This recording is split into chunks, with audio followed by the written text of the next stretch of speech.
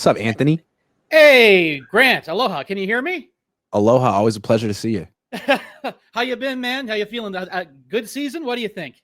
It was what a season it was. What do you think? Oh, gosh. I tell you, it, very disappointing, obviously. At the same time, I don't think this is completely unforeseen. And I think the offense was sputtering because they had issues with CMC and making bad decisions there. But ultimately, the defense has been a problem, I think, for 2 seasons. And really, it's because their defensive tackles can't stop the run. And whether it Yeah. was Wilkes the previous season or whether it was Sorensen this season, as the game's gone on, well, last season a little bit better because they had Armstead, but even so, this season, no defensive tackles, and as the game wore on, it completely obliterated the defensive line. And so they couldn't get pressure in the fourth quarter. They couldn't stop anything in the fourth quarter. And good teams with good offensive lines realized, oh, hey, we can just run up the middle on you. And so I mean, Bucky Irving in the Bucks game is a prime example. They won that game. At the same time, I'm watching this and I'm just like, there's no way this team is going to be able to actually rally and do the things that they're going to need to do to make the playoffs. So Hey, let me give you some numbers real quick. Yep. After the bye week, this is what the Niners gave up on the ground after the bye week by week. 110 to Tampa, 94 to Seattle. Nice. 169 to Green Bay, 220 to Buffalo, 68 against Chicago. Pretty good. 142 against the Rams, 166 against Miami, 152 against Detroit, and 151 against Arizona. That was on the ground after the bye week. Like, ugh. Yeah, terrible. And terrible. And it's linked to those two things. It's the defensive tackles not being up to snuff this season, and Dre Greenlaw. When he came in for that one half, the defense reignited and they were able to make those plays. But without Dre, man, I don't know. It's to the point where, as much as I like Brock Purdy, I think the 49ers should prioritize re-signing Dre Greenlaw over Brock Purdy, just seeing the way that what he brings to the defense and the way that defense was actually really good for that half with just the addition of him. And and at the end of the day, they are still reeling from losing DeForest Buckner and trading him away. They have never found a replacement for him, and they still haven't. Now they're looking for a replacement for Eric Armstead. Exactly. And I think it's pretty likely that they'll try to take a defensive tackle in round one, and maybe they'll get a really good player. But they also drafted Kinlaw in round one. They drafted Solomon Thomas in round one. So I don't know about their instincts on that position. Well, Solomon Thomas is definitely Kyle Shanahan's original sin, looking at the players that he could have drafted instead of Solomon Thomas, whether it was Patrick Mahomes or any other good player who was in that draft when you had that blue chip position.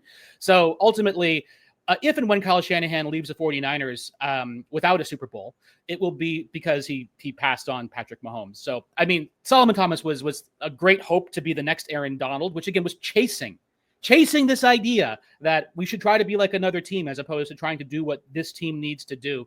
And you're trying to find the next outlier. Like, no, exactly. Aaron Donald's one of one. Exactly. Yeah. Just because John Lynch sat next to you at Stanford, hey.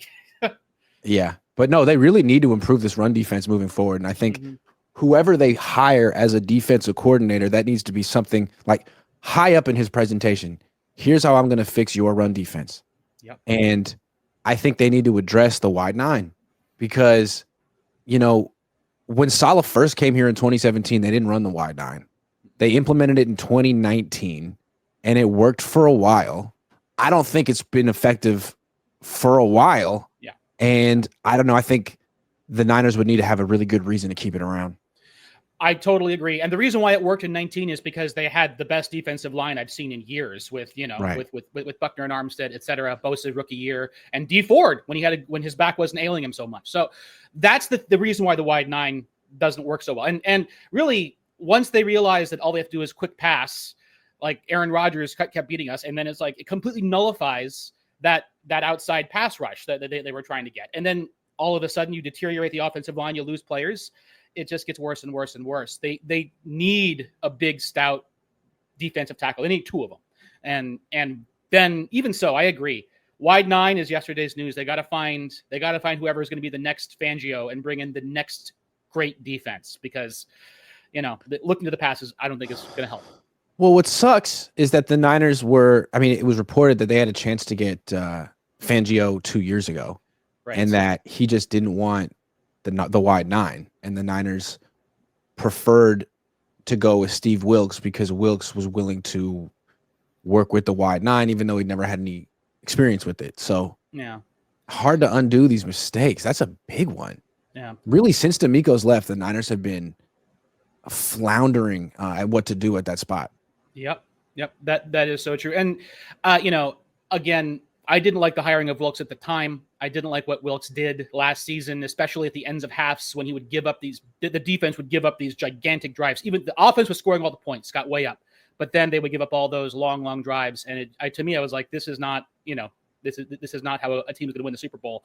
And ultimately, we didn't, lost in overtime. But the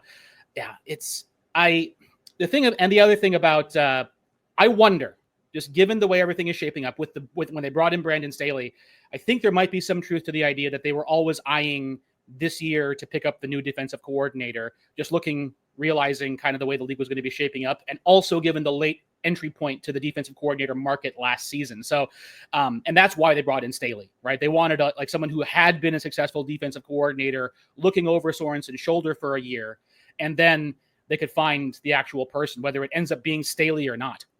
Yeah, but my question with that, and that's their story now too. Is like, well, then why'd you fire Wilkes? If that's the best you could do, and you knew it, and it was a quote unquote late entry point, yada, yeah, fine, agree. Right. Then why not just keep Wilkes one more year?